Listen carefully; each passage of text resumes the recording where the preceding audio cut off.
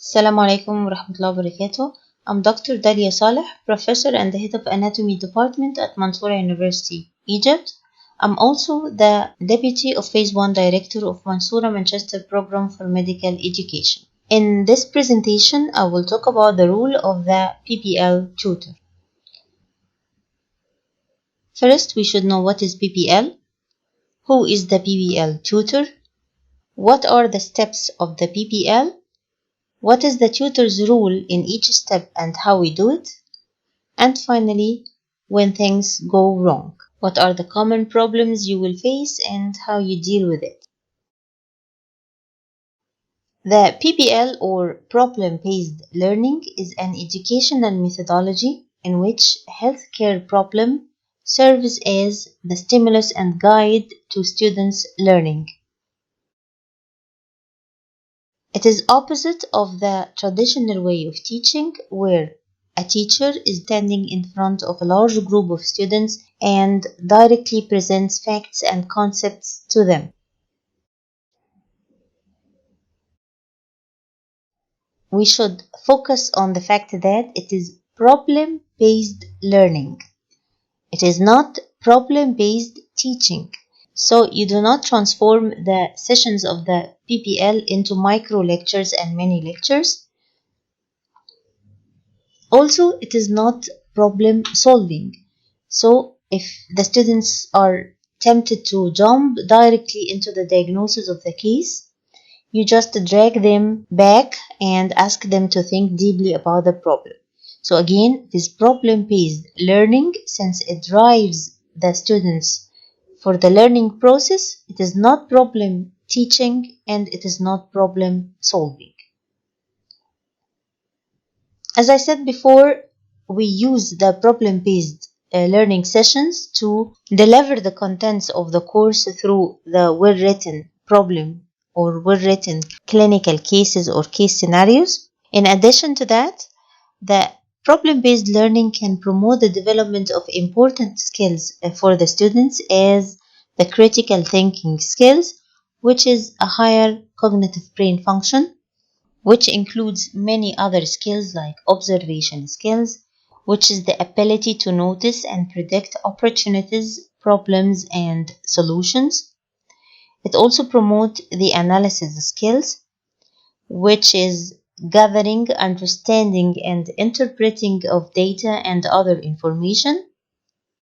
It also includes the inference, which is drawing conclusions based on relevant data, information, and personal knowledge and experiences. It also stimulates the communication skills, which is sharing and receiving information with others, either verbally or non-verbally, and also in writing. The critical thinking skills also includes the problem solving, which is the process of gathering, analyzing, and communicating information to identify and troubleshoot solutions. In addition, PBL or problem-based learning provide opportunities for the students to work in a group or being a member in a team, actively search for information and data from multiple sources and evaluate the search,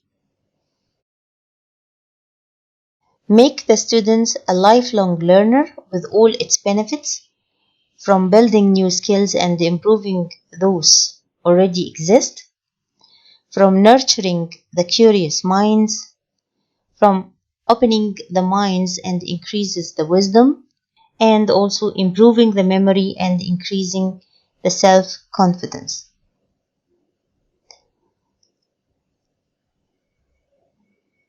The tutor is a faculty member. In Mansoura Manchester Program, we only hire faculty members with medical background who leads a task-oriented group to successfully achieve the objectives of a PBL program in a small groups of students, about 10 to 15 students. The effective tutor is an important factor for the success of the problem-based learning process. The tutor is a facilitator who ensures that students engage in the self-directed learning within the tutorial setting. He also be able to identify the issues within and outside the tutorial setting that impact the learning process. The tutor should know the case very well before the tutorial starts, either by reading the tutorial notes or attending the meeting with the chief tutor and the rest of the tutors before the start of the week and discussing the case together. The tutor should establish ground rules and recognizes that the quality of learning affects personal and group dynamics within the setting. What are the 7 steps of the PBL? First, identify the problem, then explore the pre-existing knowledge, generate hypotheses and possible mechanisms, identify the learning issues, self-study, re-evaluation and application of new knowledge to the problem, assessment and reflection on learning. So the first step is the identify of the problem, and this happens or takes place in the first session of the PBL, where the students read through the problem and discuss it together. The students may be tempted to jump into diagnosis of the problem right away, but this is not what is meant to be. Your role as a tutor is to encourage them to think more deeply about all the whys, hows, and whens. Next step is to explore the pre-existing knowledge.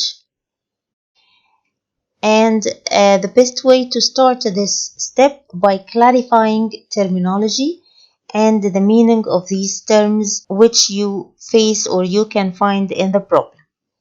In this step, tutors need to ensure the following: that all students participate in this step, help the group to consider critically the information that is brought forward by the other members of the group, also to ensure that students are not going off on unproductive avenues in this step. Next is to generate hypotheses. In this step, students generate hypotheses about the nature of the problem, including the possible mechanisms. It is important for the tutor to let them not jump into diagnosis, as I said before. Make them focus on understanding the key concepts which are illustrated by each problem. Make sure that the hypotheses generated by the students are related to the learning objectives of the problem, and also ensure that all students are engaged in this step.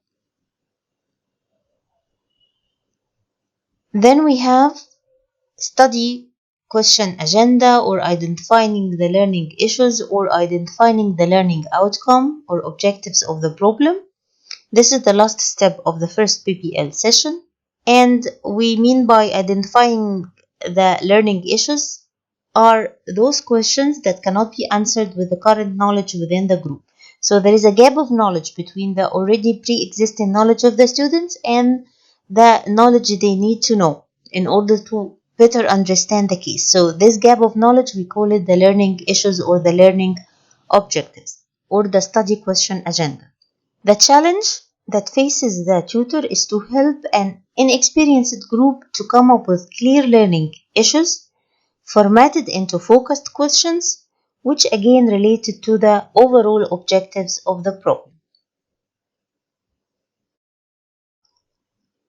The fifth step is to self-study, and this happens between the first and second PBL sessions. Ideally, all students should focus on all the learning objectives. Usually, students select areas on which to work in the self-study component, so somehow they will divide the objectives among them. Your role as a tutor is to notify the students that all the students will be expected to understand and work with the material brought by the other group members. In the second session of the PBL, we started with the re-evaluation.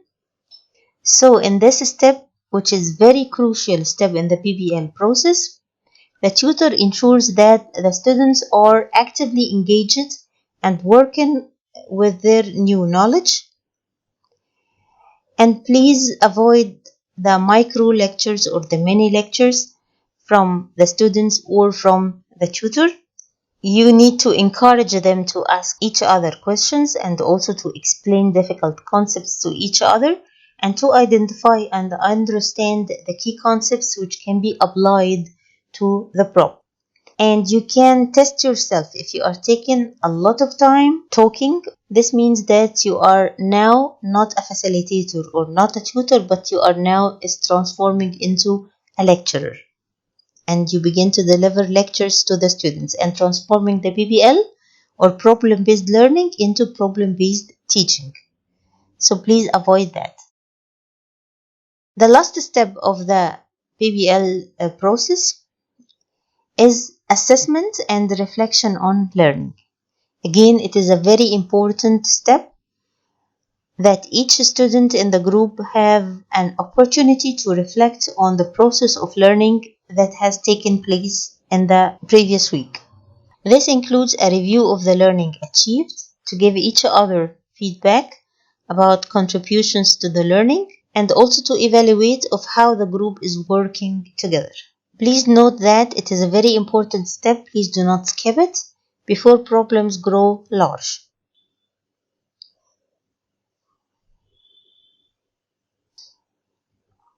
What are the essential skills the PBL tutor should have?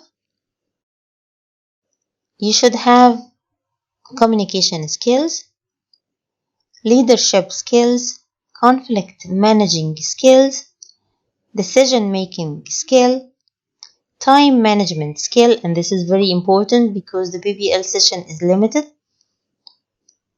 and also organizational skills.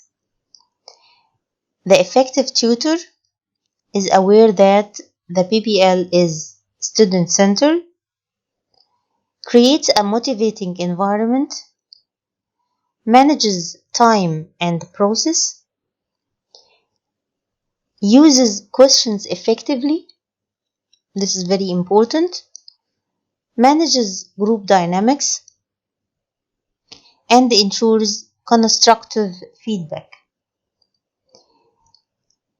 What happens when things go wrong? You may face some difficulties in the PBL group. For example, you encounter a quiet group member. One of the students is not participating in the discussion, not participating in sharing information. What you should do in this case?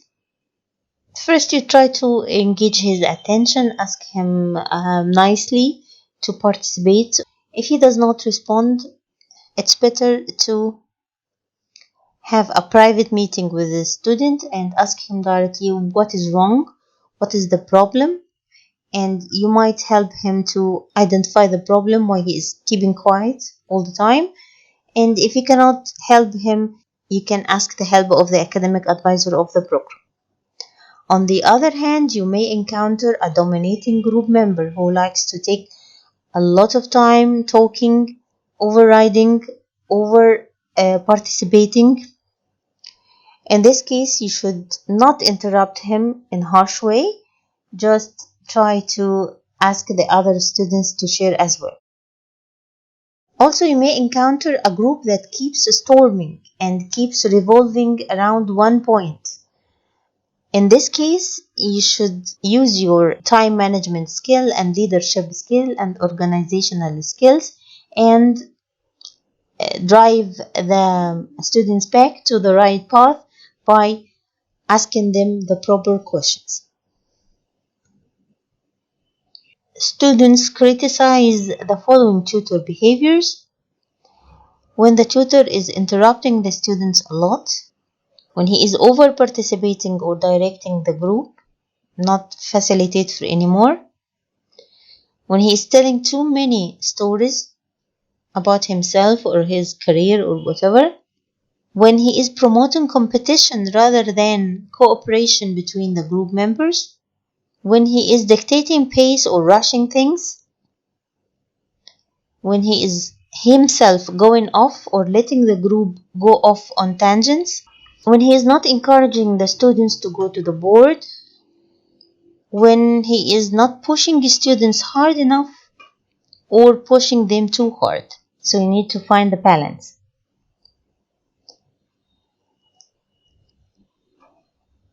In conclusion, the effective tutor is the most crucial part in the success of the PBL process.